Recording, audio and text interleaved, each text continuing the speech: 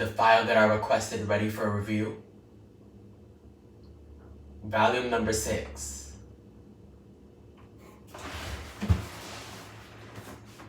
Is that so? Well, just stand there, bring it to me. Let me help you understand one thing.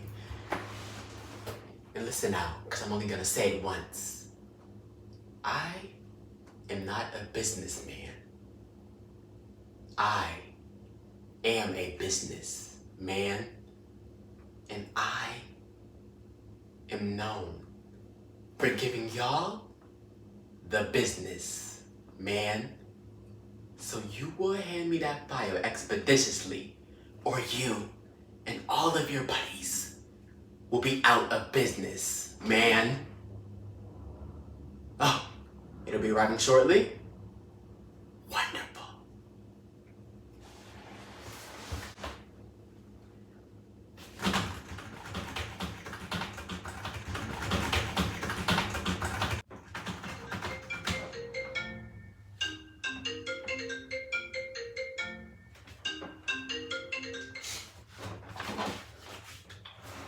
The boss. Who's speaking? One of my colleagues is here. What do you mean is here? I know he didn't come in here and slide that thing on the back of my desk about quiet as a mouse. You think I heard that? Could at least set it in front of me.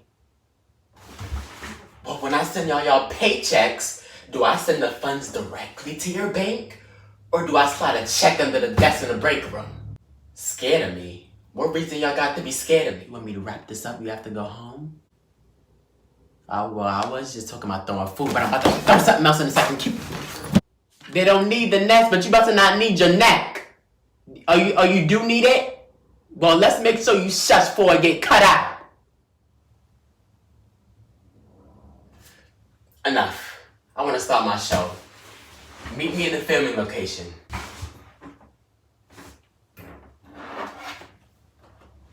Not yet. Stand back. Yeah.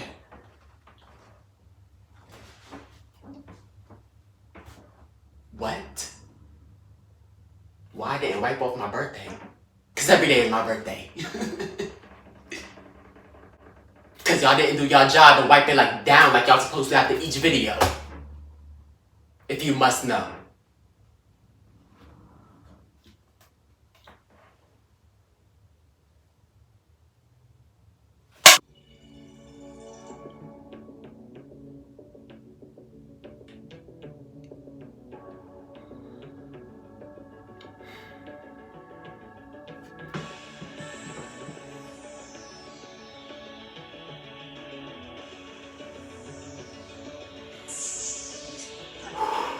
Here we go again, conspiracy on 6. Time travel, mind control, thrown in the mix. Secret government labs, they lurking, they stalking. I ain't talking Stranger Things, but who let the hawk in? They soaring, they spying, quicker than McQueen. Kidnapping kids, hooking them up to machines. When does it end? Is it not already done?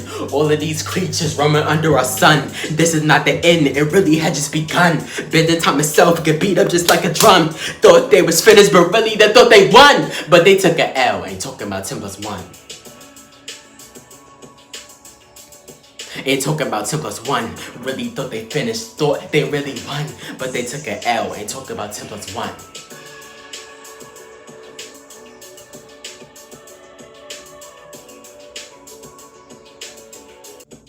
Don't ever question me or ever ask how they feel. I ain't talking Max, but I woke up in the Mayfield.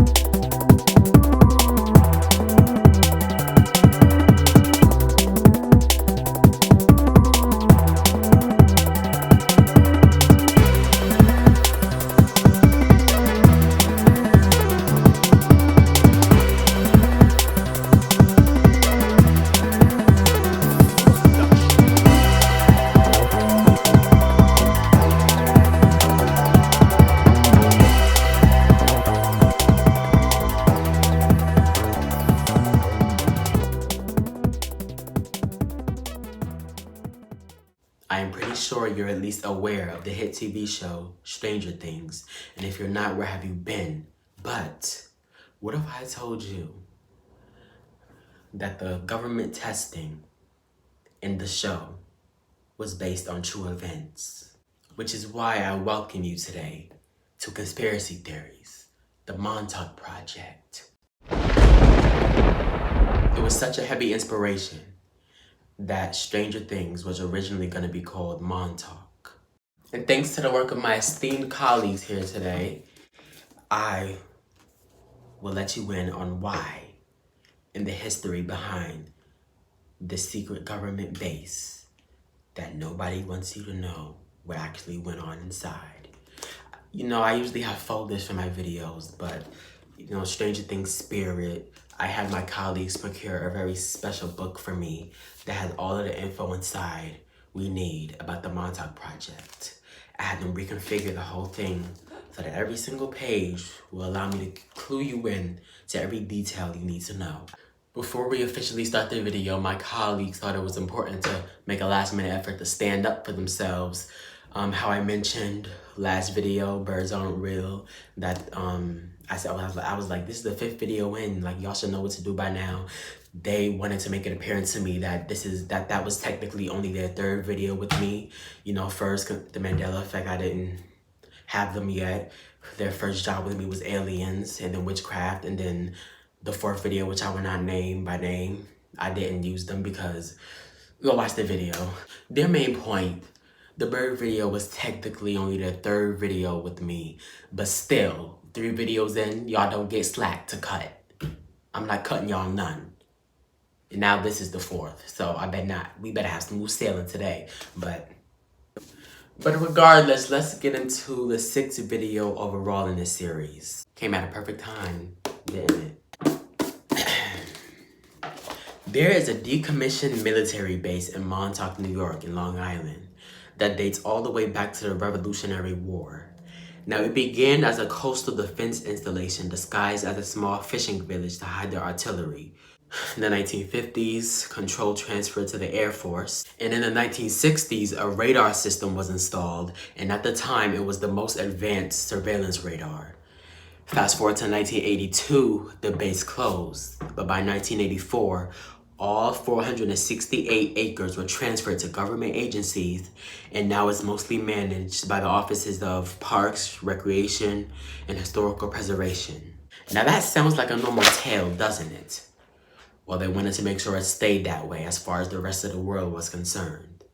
Aside from a few conspiracies already floating around, not many people speculated much until 1982, when Preston B. Nichols released a book titled The Montauk Project, Experiments in Time.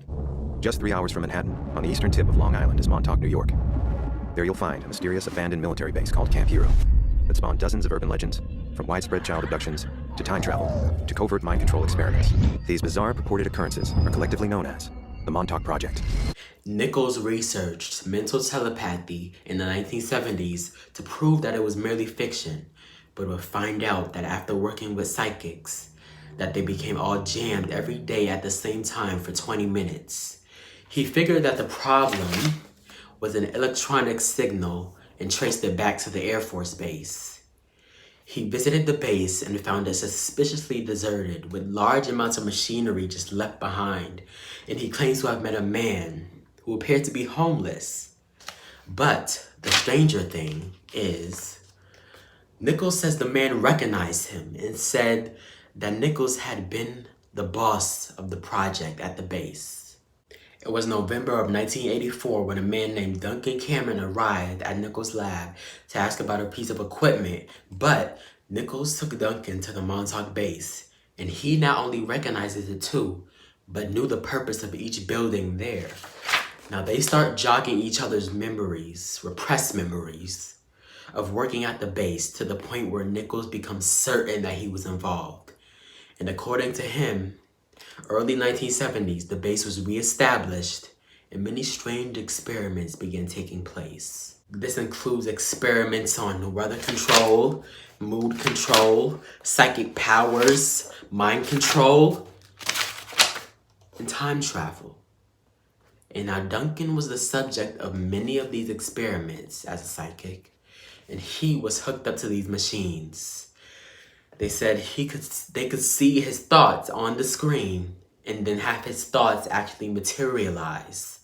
Sometimes being only visible and not solid to be able to touch, and other times they were real solid objects that would remain as long as the transmitter was on. And now there was another experiment called Seeing the Eye, where Duncan could concentrate on a person and see what they see, hear what they hear, and feel what they feel anywhere on Earth. Sounds a bit familiar, huh? Now they ran into a problem in 1979, a time error, where Duncan would think of something at 8 p.m. and it wouldn't show up until like midnight or the next morning. Excuse me? What? What he said? Oh, he said he not gonna show up here next morning to work? Let me tell you something. Keep your big nostril, hard-headed self out of my business. Oh, yeah. Them nostrils look like two black holes. Thanks for the inspiration for my next conspiracy. Conspiracy theories, black holes. Since I got two of them sitting right in front of me in my lab. You can probably smell me from all the way over there. What cologne am I wearing? What scent I got? Now with Duncan, he might have been able to think of something at 8 p.m. and have it show up 12 the next morning. But no, with you, your nostrils so big, you could probably smell what I'm gonna have for dinner tomorrow night. What I'm eating, huh? Could probably smell what I'm gonna make for breakfast next Friday. Sit down. Or do you smell my lunch from next year? And that is your problem, too involved. Too personally involved. I don't know nothing about y'all really. I don't even know y'all names really. I didn't even know his voice when he called, picked up, when I picked up the phone earlier. Like, but y'all know every little thing about me, don't you? Obsessed. You probably know what sneakers I had on my feet July 13th, 2017. Please tell me. Get a life. Oh right, you have one, it's here. And I can take it away with a snap of my finger. So don't play if you still want to be employed. Back to the video. We talking about stranger things, but there's some stranger things on the side of me.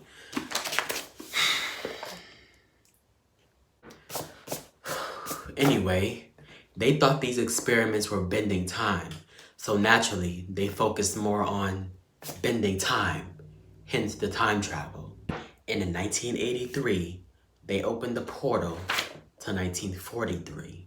Advocates of the theory believe that, in the 80s, kids were kidnapped and abducted for disturbing experiments. At the center of the conspiracy surrounding Camp Hero is the Cold War-era radar tower. The huge concrete tower is visible for miles, and the locals who grew up on Long Island at the time say that it caused headaches and bad dreams. Nowadays, the radar is no longer active, but its steel dish reportedly mysteriously changes position sometimes. The alleged subjects later gave numerous interviews about their involvement in mind control and time travel experiments, and there's even a series of books which detail the supposed events. One of these experiments, described in the book titled The Montauk Project, Experiments in Time, reminds us of the one performed on 11 before she opened the portal to the Upside Down. It was called the Seeing Eye. With a lock of a person's hair in his hand, the subject would concentrate on the person in question and be able to see through their eyes, hear what they could hear, and feel what the other person could feel. The conspiracy theorists believe that an incident, which occurred in Montauk in 1983, opened a portal straight to 1943. The fact is that the CIA did conduct an actual mind control program. In Season 1, we learned that the head of Hawkins National Laboratory, Dr. Brenner, came to the project directly from the program called MK Ultra. It turns out that it was a real-life project, created by the Central Intelligence Agency in 1953 in collaboration with the U.S. Army Biological Warfare Laboratories. Their purpose was to develop mind control techniques that could give America an advantage against Russia in the Cold War. It started out as a volunteer-based program, but quite soon evolved into something sinister. Most of the participants had no idea that they were part of a government experiment.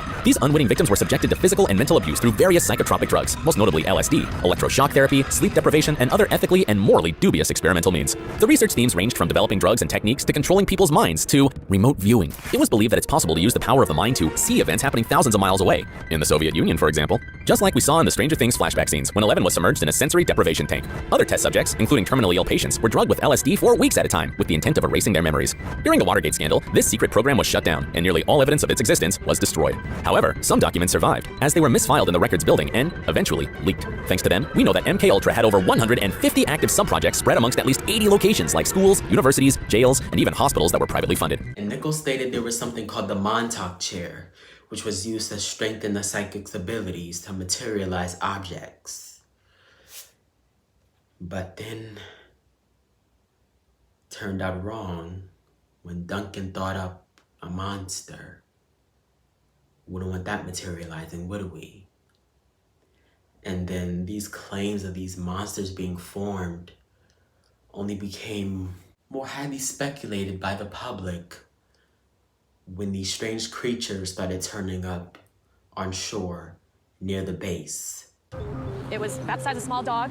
It was hairless, but it had patches of hair, and then it had like a long like dog tail, and then the head of it, which was where it was really weird and what astonished everyone, was like it had like a beak. It looked like a bird's beak or like a pterodactyl's beak, you know, like some kind of like reptile bird type thing. The other funny thing was the fingers. They were like long fingers, and they were just strange looking. And then it had like a tether around its arm, so it looked like it was tagged or had like a little like collar or something on its arm. The snapshots taken on the beach that day inspired people around the world to try and identify a creature that has become known as the Montauk Monster. Also, this releasing monsters thing with psychic powers kind of sounds familiar too, doesn't it? And if you don't see any truth in this, just see this clip of the government admitting to keeping it secret. It's not fiction because we know about things like MKUltra, and we know about things like the Holmesburg prison experiments. All of these secret government mind control programs, these things have been proven. The CIA had a program called Project Stargate. Project Stargate was a remote viewing program where they had a group of people who they were training to be powerful psychics. This is a real thing. Our government funded this and actually had some success with it. And so there were hearings in 1995. Bill Clinton actually apologized for some of them. Thousands of government-sponsored experiments did take place at hospitals, universities, and military bases around our nation. These experiments were kept secret. The United States of America offers a sincere apology to those of our citizens who were subjected to these experiments. What's so strange that's going on there that they had to keep it a secret? They were doing these kind of tests. But once they unleashed the monster and all that, they said, hold on, let's take a step back. And they decided to end the experiment. Memories of this traumatic experience erased.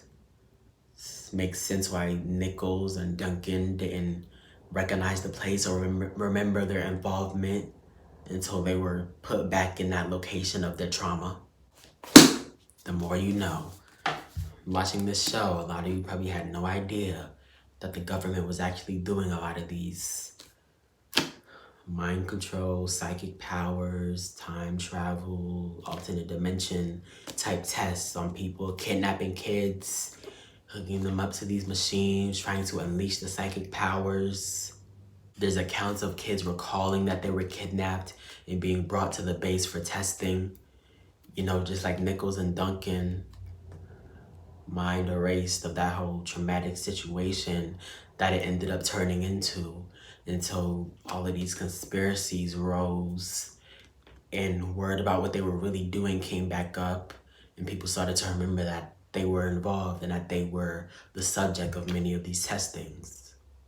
But what do you think about this situation? Don't think too hard though, you might unleash some psychic hidden power and materialize something. We don't want anything being unleashed unless it's on them. Hold on! Colleagues, what is this? What is this monstrosity you let into my office? I'm sorry. I promise, I'll never speak ill on you in a video again. No, you can't unleash this thing on me. Who's gonna headline the show?